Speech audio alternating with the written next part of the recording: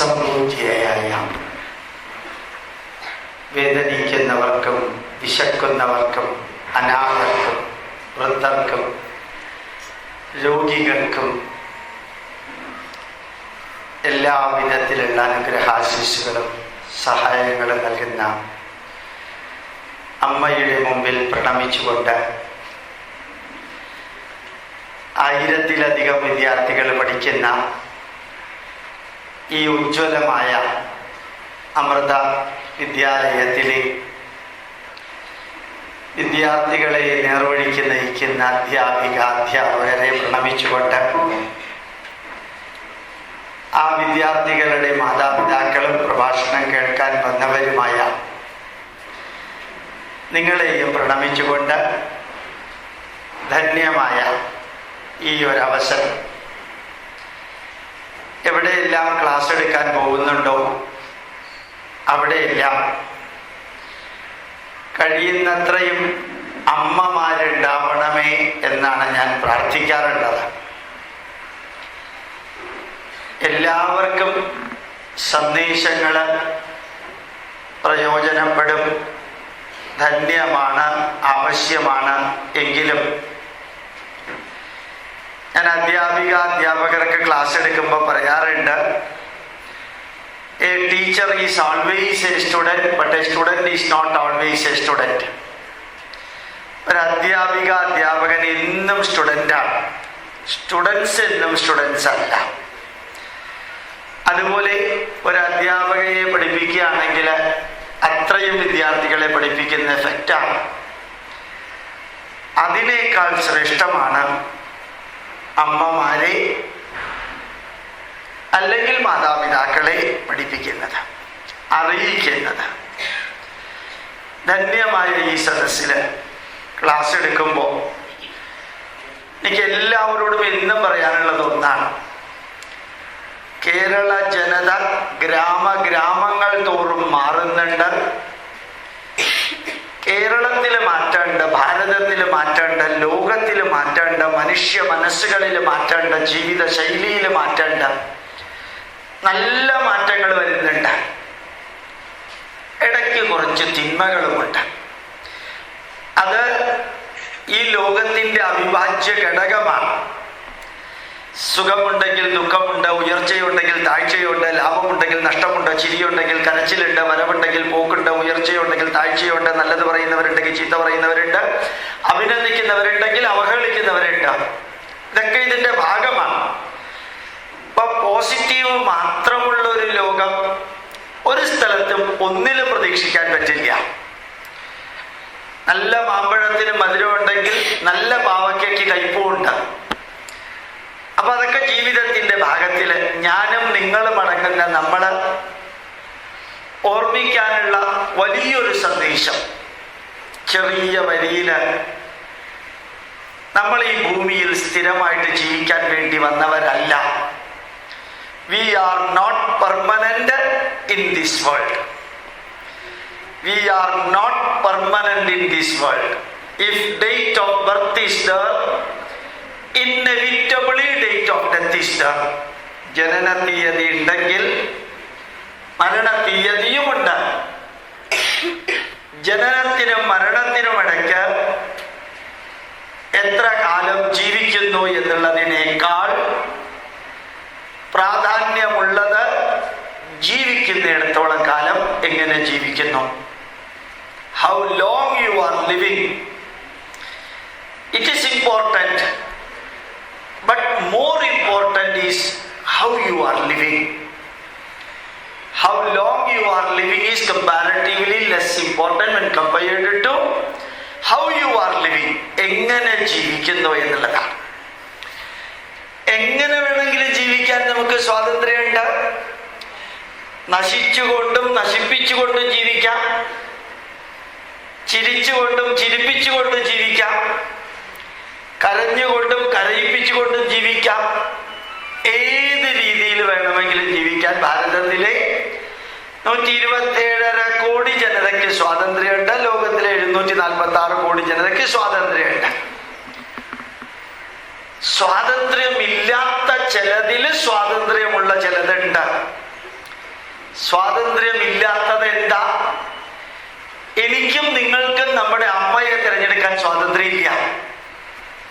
അമ്മയെ തിരഞ്ഞെടുക്കാൻ എനിക്ക് സ്വാതന്ത്ര്യമില്ല. എൻ്റെ അച്ഛനെ തിരഞ്ഞെടുക്കാൻ എനിക്ക് സ്വാതന്ത്ര്യമില്ല. ആണായിട്ട് ജനിക്കണമോ പെണ്ണായിട്ട് ജനിക്കണമോ എന്ന് തീരുമാനിക്കാൻ സ്വാതന്ത്ര്യമില്ല. ഏത് വീട്ടില്, ഏത് ഗ്രാമത്തില്, ഏത് പട്ടണത്തില്, ഏത് സംസ്ഥാനത്തില്, ഏത് രാജ്യത്തിൽ ജനിക്കണമെന്ന് തീരുമാനിക്കാൻ എനിക്ക് സ്വാതന്ത്ര്യമില്ല. എൻ്റെ തൊലി വെളുത്തതായിരിക്കണമോ കറുത്തതായിരിക്കണമോ എന്ന് തീരുമാനിക്കാൻ സ്വാതന്ത്ര്യമില്ല. PhD ഉള്ളത് കൊണ്ട് എനിക്ക് 33 പല്ല് വേണം എന്ന് തീരുമാനിക്കാൻ സ്വാതന്ത്ര്യമില്ല. 32 കിട്ടുള്ളൂ. അങ്ങനെ ജീവിതത്തിൽ കുറേ സ്വാതന്ത്ര്യമില്ലാത്ത ഈ ലോകത്തില് എൻ്റെ മനസ്സ് എങ്ങനെ നിലനിർത്തണം എന്ന് തീരുമാനിക്കാനുള്ള സ്വാതന്ത്ര്യം എനിക്കുണ്ട്. എൻ്റെ മനസ്സ് വാശി, പക, വിദ്വേഷം, അസൂയ, കുശുംബ, കുനിഷ്ഠ, പരദൂഷണ, പാരവെമ്പ, കാരവാരല, കുന്നായ്മ 10 അതിലൂടെ നിലനിർത്തണമോ സ്നേഹം, ബഹുമാനം, ആദരവ്, കടമ, കടപ്പാട്, കരുണ, ദയ, സംതൃപ്തി, ചാരിതാർത്ഥ്യം, നിർഭയത്വം 10 അതിലൂടെ നിലനിർത്തണമോ എന്ന് തീരുമാനിക്കാനുള്ള സ്വാതന്ത്ര്യം ജഗദീശ്വരൻ നമുക്ക് തന്നിട്ടുണ്ട്. അപ്പൊ യഥാർത്ഥത്തില് നന്മകൾ മാത്രമുള്ളൊരു വ്യക്തി അങ്ങനെ ഒരു വ്യക്തി ഇല്ല. തിന്മകൾ മാത്രമുള്ളൊരു വ്യക്തി അങ്ങനെ ഒരു വ്യക്തിയും ഇല്ല. നന്മകളുടെയും തിന്മകളുടെയും അളവുകളില് ചെറിയ ഏറ്റക്കുറച്ചിലുകളുള്ള വ്യക്തികൾ മാത്രമേ ഉള്ളൂ. ഞാനും നിങ്ങളും എല്ലാം. എല്ലാവരിലും നന്മകളുണ്ട്, എല്ലാവരിലും തിന്മകളുണ്ട്. അപ്പോ കുറച്ചു മുമ്പ് ഞാൻ 2 ചോദ്യം ഇംഗ്ലീഷിലും മലയാളത്തിലും ചോദിച്ചിരുന്നു. How long you are living is first question. How you are living is second question. എത്ര കാലം ജീവിക്കുന്നു എന്നുള്ളത് 1ാമത്തെ ചോദ്യം. എങ്ങനെ ജീവിക്കുന്നു എന്നുള്ളത് 2ാമത്തെ ചോദ്യം. അതിൽ 2ാമത്തെ ചോദ്യത്തിന്റെ ഉത്തരാണ് important. How long you are living എന്ന ചോദ്യത്തിന് നമുക്ക് നമ്പറിൽ ഉത്തരം പറയാൻ സാധിക്കും. 70, 75, 80, 85, 90, 92, ചിലപ്പോൾ 40, 45, 50 തീർന്നു എന്നൊക്കെ വരും. How long you are living, that question can be answered in number. Number. വികാര വിചാരങ്ങളില്ലാത്ത നമ്പറിൽ ഉത്തരം പറയാം. പക്ഷേ how you are living എന്ന ചോദ്യത്തിന് വികാര വിചാരത്തോടു കൂടിയേ ഉത്തരം പറയാൻ പറ്റുള്ളൂ. അങ്ങനെ ഒരു ചോദ്യത്തിന് പൊതുവെ ആരും ഉത്തരം പറയാറുമില്ല. നമ്മൾ ഇൻസിഡന്റലി ചോദിച്ചു എന്ന് വിചാരിക്കാം, എങ്ങനെയുണ്ട് ജീവിതം എന്ന് ചോദിച്ചാൽ എന്തായിരിക്കും ഈ പ്രദേശത്തുള്ള ഒരു ഉത്തരം പറയുക? മലയാളി ആണെങ്കിൽ ഉത്തരം പറയുന്നത് ഇങ്ങനെ പോകുന്നു സാറേ എന്നാണ്. അപ്പൊ തിരിച്ചു ചോദിക്കുക, എങ്ങനെ പോകുന്നു എന്ന് തിരിച്ചു ചോദിക്കുക. അയാൾ എന്ത് ഉത്തരം പറയും? ഇങ്ങനെ പോകുന്നു. ഇങ്ങനെ പോകുന്നു എന്നുള്ളതൊരു ഉത്തരമല്ലല്ലോ. ഇങ്ങനെ പോകുന്നു എന്നുള്ളൊരു ഉത്തര അല്ല. അവിടെ ഒരു ഉത്തരമുണ്ട്. മൈ ലൈഫ്, എൻ്റെ ജീവിതം, useful, purposeful, fruitful and meaningful. 4 English വാക്ക്. അത് മറക്കരുത്. അവസാനത്തെ ശ്വാസം വരെ മറക്കരുത്. My life is, my life should be, my life was, my life will be useful. ഒരു പ്രയോജനപ്രദമായ ജീവിതം. പ്രയോജനപ്രദമായ ജീവിതം ചെറുതോ വലുതോ ഗഹനമായിട്ടുള്ളതോ ഉപരിപ്ലവമായിട്ടുള്ളതോ whatsoever may it be, it should be useful.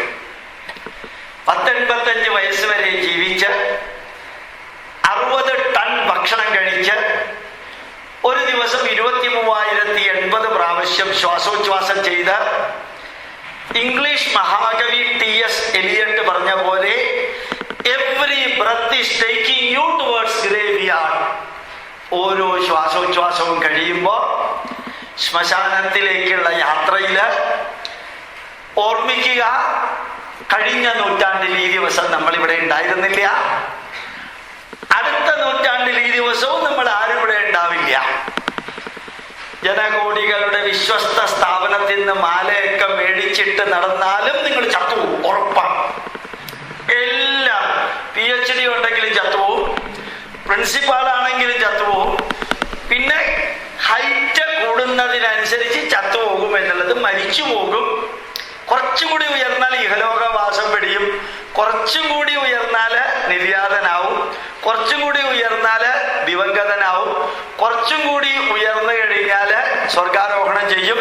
രാജാവാണെങ്കിൽ നാട് നീങ്ങും, അല്ലെങ്കിൽ സാമൂതിരി ആണെങ്കിൽ തീപ്പെട്ടും, അതല്ലെങ്കിൽ ബിഷപ്പോ കർദിനാളോ ആണെങ്കിൽ കാലം ചെയ്യും.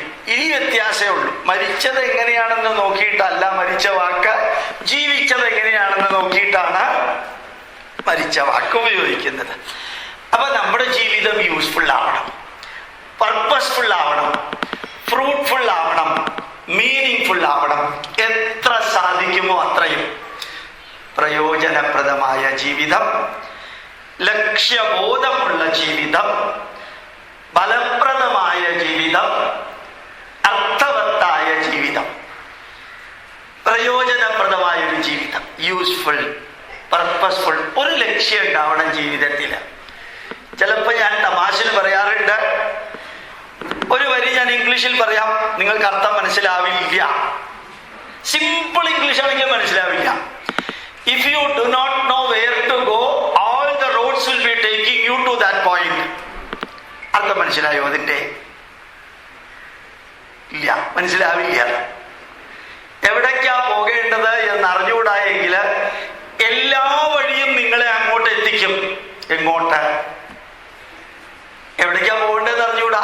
അപ്പൊ ഏത് വഴി കൂടെ പോയാലും എവിടെ എത്തുന്നോ അവിടെ എത്തും. അപ്പൊ where you have to go, that should be known. അതറിയാത്ത ജീവിതമാണ് കേരളത്തിൽ ഇപ്പൊ ഏറ്റവും അധികം പ്രശ്നമുള്ളത്. അപ്പൊ യൂസ്ഫുൾ ലൈഫ്, ഞാൻ വീണ്ടും ഈ വാക്കിലേക്ക് വരാം. പർപ്പസ്ഫുൾ ലൈഫ്, ഏത് കാര്യത്തിൽ ഒരു ലക്ഷ്യം ഉണ്ടാവണം. ആ ലക്ഷ്യം ചെറുതാണെങ്കിലും വലുതാണെങ്കിലും മുമ്പോട്ട് വെച്ചിട്ട് അത് പൂർത്തീകരിക്കാതെ തിരിച്ചു വരരുത്. അതിനെയാണ് നമ്മൾ ഫ്രൂട്ട്ഫുൾ ലൈഫ് എന്ന് പറയാം. ഫലപ്രദമായൊരു ജീവിതം, അർത്ഥവത്തായൊരു ജീവിതം. ഈ 4 വാക്കുകൾ ജീവിതത്തിൽ പകർത്തണമെങ്കിൽ ആദ്യം മാറ്റം വരേണ്ടത് മനസ്സിലാണ്. മനസ്സിൽ മാറ്റം വന്നാൽ ചിന്തകളിൽ മാറ്റം വരും.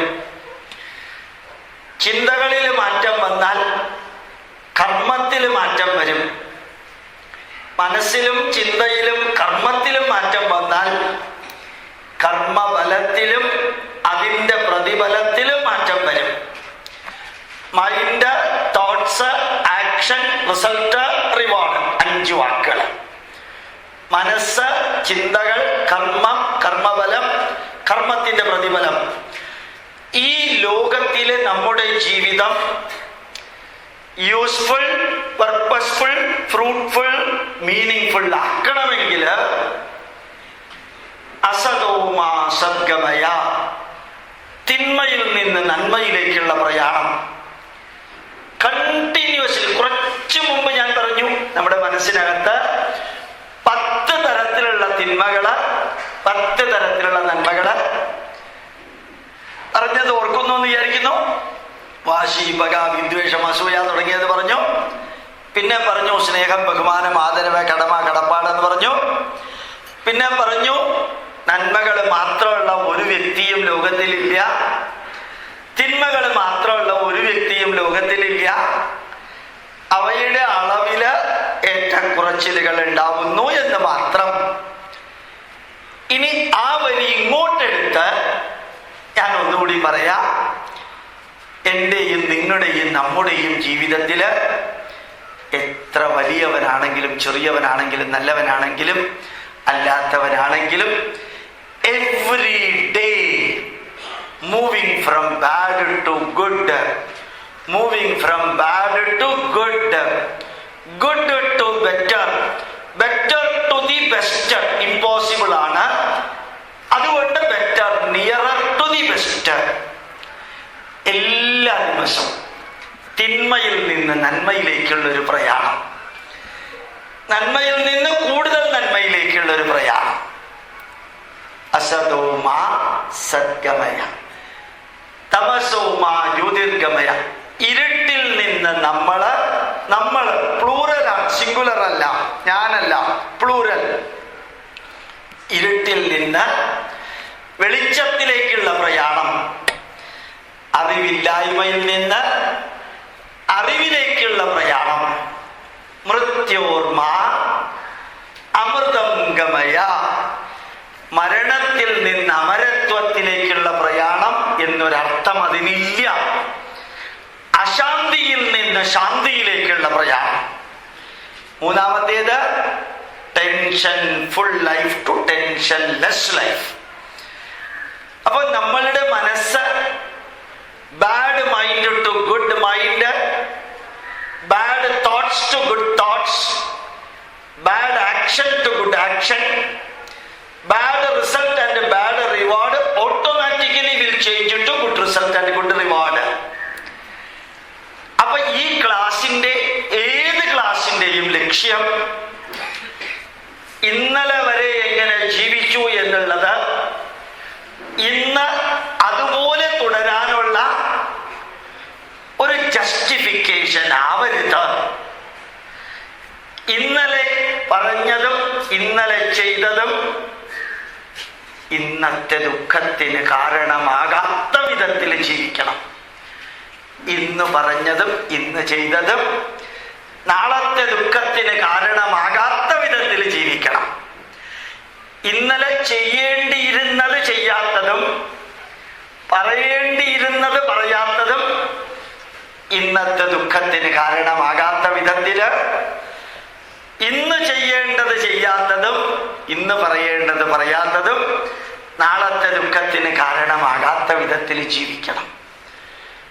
ഞാൻ ചിലപ്പോൾ പറയാറുണ്ട്, നദിയിലെ വെള്ളം പർവ്വതത്തിൽ നിന്ന് താഴത്തേക്ക്, ഉയരത്തിൽ നിന്ന് താഴത്തേക്കാണ് വെള്ളം കണ്ടിന്യൂസ്ലി ഒഴുകുക. അതുപോലെ ചൂട് കൂടുതലുള്ള സ്ഥലത്ത് നിന്ന് കുറഞ്ഞ സ്ഥലത്തേക്കാണ് ചൂട് ഒഴുകുക. അറിവുള്ളവരിൽ നിന്ന് ഇല്ലാത്തവരിലേക്കാണ് ഫ്ലോ ചെയ്യുക. വെള്ളവും ചൂടും അറിവും ഹയർ ലെവലിൽ നിന്ന് ലോവർ ലെവലിലേക്കാണ് ഒഴുകുക. കാലം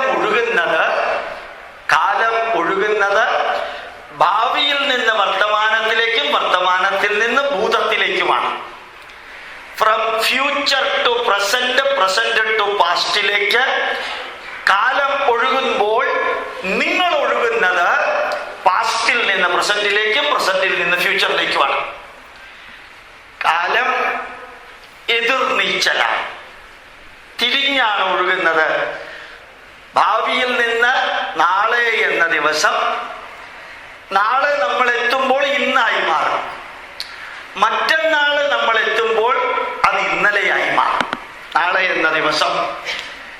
അപ്പൊ കാലം ഒഴുകുന്നത് ഭാവിയിൽ നിന്ന് വർത്തമാനത്തിലേക്കും വർത്തമാനത്തിൽ നിന്ന് ഭൂതത്തിലേക്കും, ഞാനും നിങ്ങളും ഒഴുകുന്നത് പാസ്റ്റിൽ നിന്ന് പ്രസന്റിലേക്കും പ്രസന്റിൽ നിന്ന് ഫ്യൂച്ചറിലേക്കുമാണ്. തിരിച്ചൊഴുകില്ല.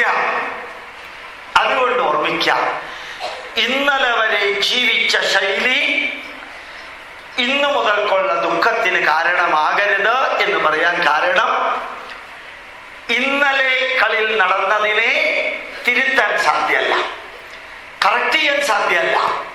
ഇന്നലെ വരെ നടന്നതിനെ കറക്റ്റ് ചെയ്യാൻ സാധ്യമല്ല. നാളെ വരുമെന്ന് വലിയ ഉറപ്പൊന്നുമില്ല. ഇന്നിപ്പോ മുമ്പിൽ നമ്മൾ ഉണ്ട്. അപ്പൊ ഇന്നു മുതൽക്ക് നമ്മുടെ മനസ്സിനെ എത്രത്തോളം തിന്മയിൽ നിന്ന് നന്മയിലേക്ക് കൊണ്ടുപോകാൻ സാധിക്കുമോ അത്രയും ചിന്തകൾ നന്മയിലേക്ക് പോയിക്കൊണ്ടേയിരിക്കും. ഉറപ്പാണ്. മനസ്സ് നന്നായാൽ ചിന്ത നന്നാവും.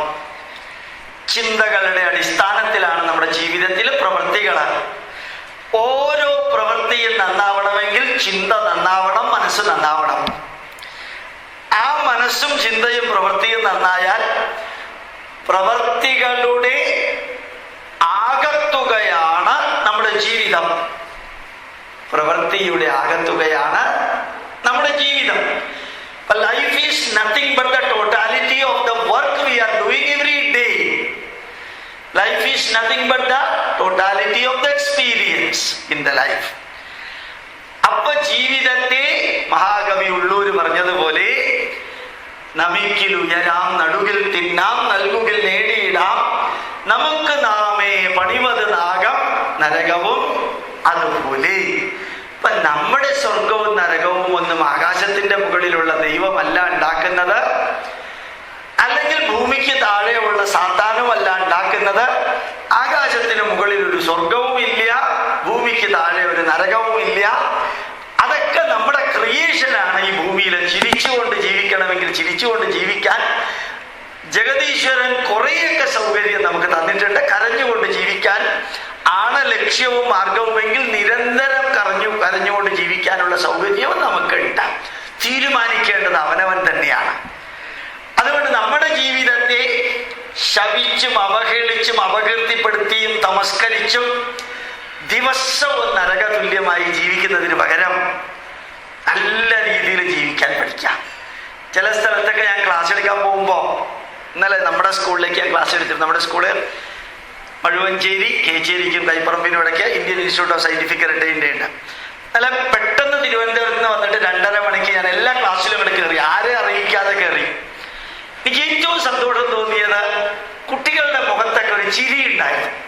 ജീവിതത്തിൽ എന്നും വേണ്ടത് അതാണ്. എൻ്റെ സഹോദരി സഹോദരന്മാരോട് പറയുന്നു, എന്തിനും നിങ്ങളുടെ മുഖത്തൊരു ചിരി ഉണ്ടാവണം. ചീഞ്ഞ തണ്ണീർമത്തൻ മാതിരി മുഖം വെക്കല്ലേ. എന്തായാലും നിങ്ങളൊക്കെ ചത്തുപോകുന്നത് ഉറപ്പാണ്.